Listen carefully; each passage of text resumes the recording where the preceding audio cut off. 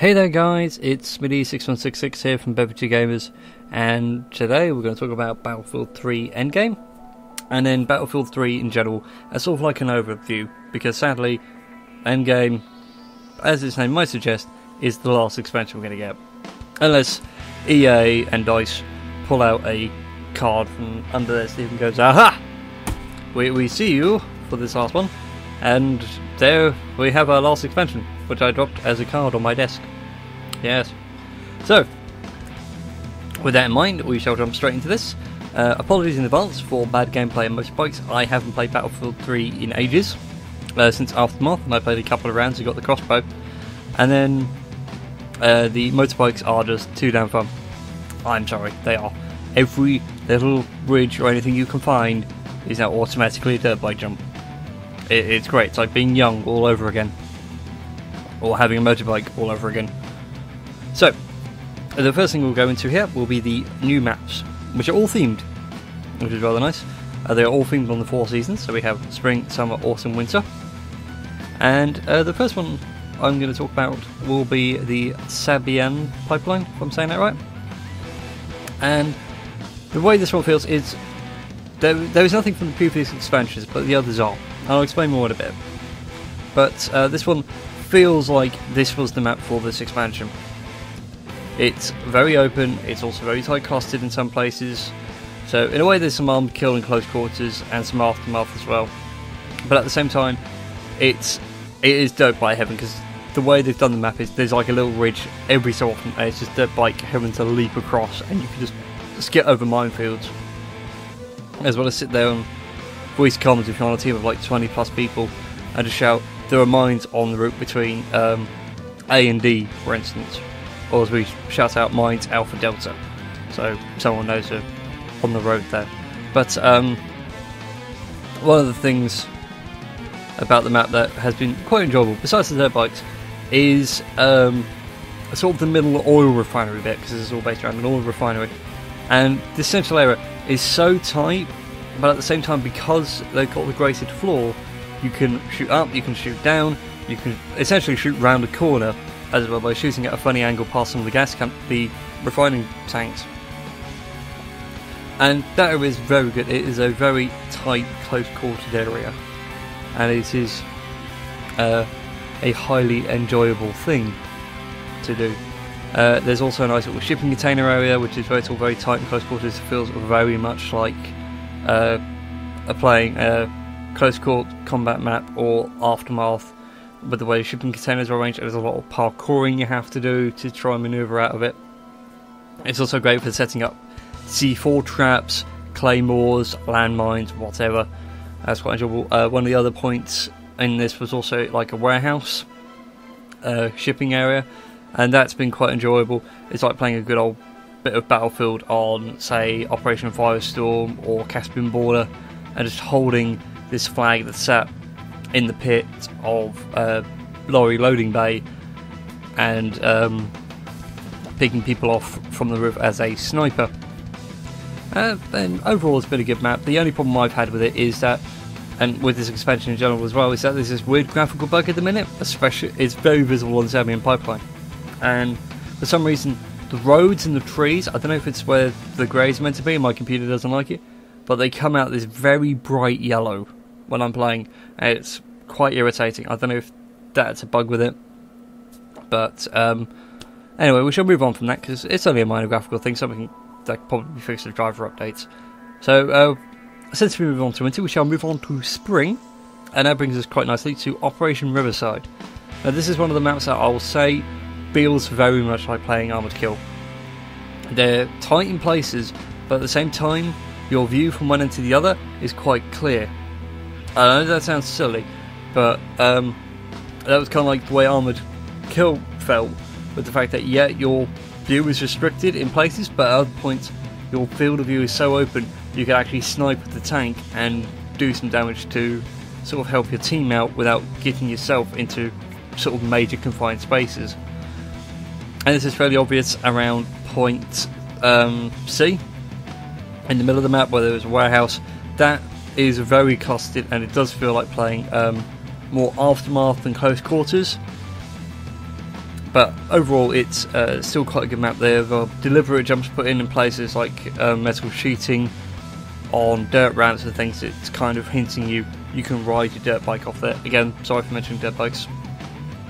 But overall, that's been quite fun. It's also been quite fun to play with the new dropships they've put in, which work like the Armoured Kill AC-130, but instead of circling around the map, they go in a straight line between the enemy bases, sort of giving you a Road 5 idea where the middle is, and you can sit in there for as long as you like, and then jump out of it like a paratroop squad to a point you want.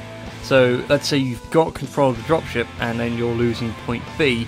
You can wait for your dropship to respawn, drop in at point B, or push on to point D, and sort of upset the scale a bit, and try and cut off supply. And it's been a fairly fun experience with that. Sadly, you can't seem to shoot it down with AA guns. It doesn't lock on very well, but it auto flares, so there's no worry about that. So we shall move on from spring into summer, and we should move on to Kaiser Rail. Now, this one feels like it doesn't feel like any of the previous expansions. This feels like an old China map from Battlefield 2. Like, it's very green, it's very verdant. There's no desert, there's no sand, but at the same time, it's open and tight. But sadly, it's only tight in a couple of spots, these being the lumberyard and the train yard respectively. They are very tight.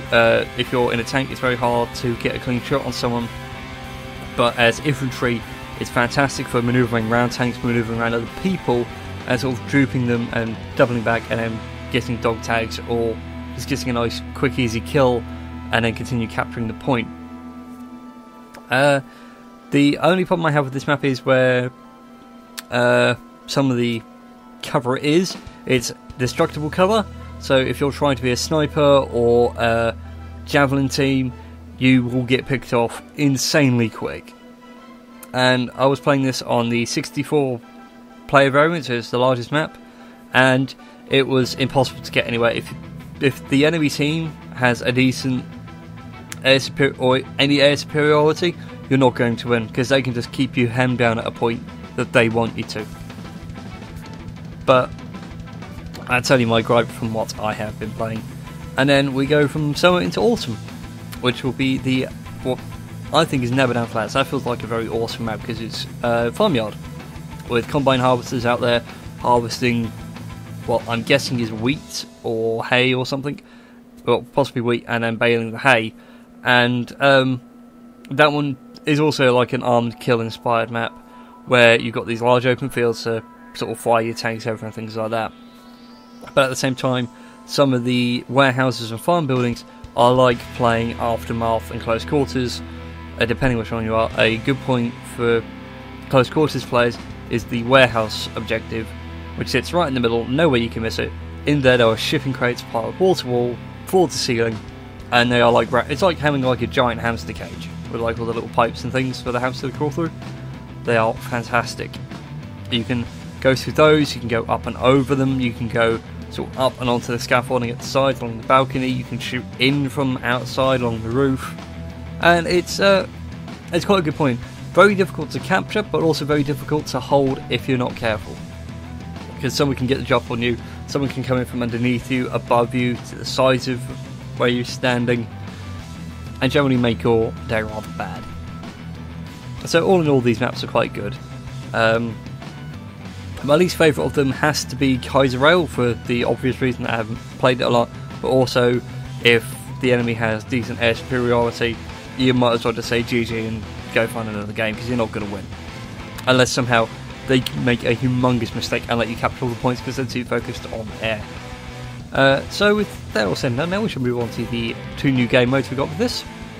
And the first one will be the Capture the Flag game mode, and it's quite good, you know, capture the flag. Capture the enemy's flag more times than you capture yours. But I feel with the way they've designed the maps for this, the one I've been playing on a lot is on the Never Down Flats, and you're fighting sort of from one farm building to the other one, and the warehouse where it's all close quarters and that is off to the side, and you've got the open fields with the combine harvesters and that. And it feels from that they deliberately make you pick the dirt bikes, because one, they are really fast, they outrun everything, apart from jets obviously, They can outrun the helicopters, the tanks, the jeeps with the greatest of ease. They are more mobile, they can get into tighter corners, and the way CTF normally works is that speed beats power, speed beats defense, speed beats everything. And these dirt bikes that they put in have it in spades. Of course, someone can jump on the back, so you're not going to be running and not being able to do anything. Someone could be on the back with a machine gun, laying down suppression fire, or with a missile to take out tanks and helicopters, respectively. But it's overall been very much a speed-focused capture the flag, not a very slow, methodic one. And the next one I'll talk about will be the air superiority, which will be sort of the key thing for this one, because in Armored Kill we got tank superiority where everybody got a tank and nobody had a chance to bail out. You all had to stay in your tanks. It's the same in air superiority, everyone's in jets. Now, this is a great way to get your jet score up, to try and get all your jet unlocks. I highly recommend it, because it is great fun. You can easily get your jet score, get back to your jet fighting skills. I haven't used the jet since back to Karkan, so for me this was a fantastic way to sort of get my head back in how to fly a jet again.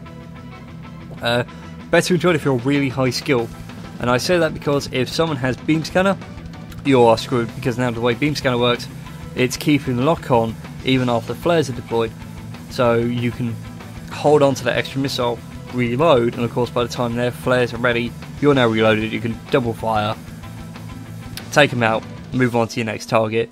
But it's also good for like a good old fashioned dogfight with the machine gun. And if you've got friends, it's really good because you can have like a massive Top Gun theme moment. It's quite fun. Sadly, none of the guys were around to help me play this, nor were there any other group members to help out. But my major gripe with this is, sadly, it's rather bland. The footage that's been shown to you, this was the Sabian pipeline variant, and as you can see, it's just white underneath. It's just white hills. I would have loved it a bit more if, well, like fighting in, what one was it for Armored Kill? The Mountain. If that was an air superiority, that would be great, because you could dip down, you could go through the mountain range, and it's a shame you can't have helicopters either, because the helicopters tend to be quite good versus jets as well if you have a decent team, and it would have varied things up a bit, especially if we had that in the other maps. We could just have pure helicopter on helicopter fights. Obviously this doesn't happen in the real world, so why bother putting it in Battlefield? Mate, the mind boggles at what goes through their minds of DICE, the crazy Finns that they are. So just to wrap this up for the expansion, overall it has been quite good. In terms of scaling, it's definitely better than Aftermath, and it's better than Close Quarters. For Sally, it's probably on par with Armored Kill, but not as good as Back to Karkan. Back to Karkan was the best DLC in my opinion, because we got a bit of everything, and for old hands it was like, yes, we have our Battlefield 2, but it's on a Frostbite 2 engine, and it's been otherwise fantastic. But yeah, it's a shame that it's the last one we're going to get. In terms of bugs that I found, obviously there's the graphical one. Oh, excuse me for that. Yeah, there's the graphical bug, as I was saying, with the trees going this really weird yellow-green, and sounds just randomly cut out. And it's a rather pain in the arse, to say the least, when you're riding your motorbike and you hear an explosion and then suddenly all your sound cuts out. You think, oh crud, has my bike been disabled? No, I've still got 100% on the bike.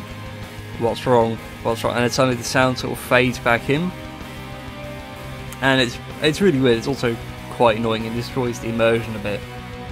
And yeah, so that's that. So yeah, it's been a nice long run of Battlefield 3. Bit of controversy at the start with how limited edition was going to work, and then finding out that yes, we would get access to Back to Karkan, but we would get it at a discount, and then not getting Back to Karkan at all, and then we're going to scrap it, and then, oh sorry, no, we'll put it in. Those are the limited edition, get access to it.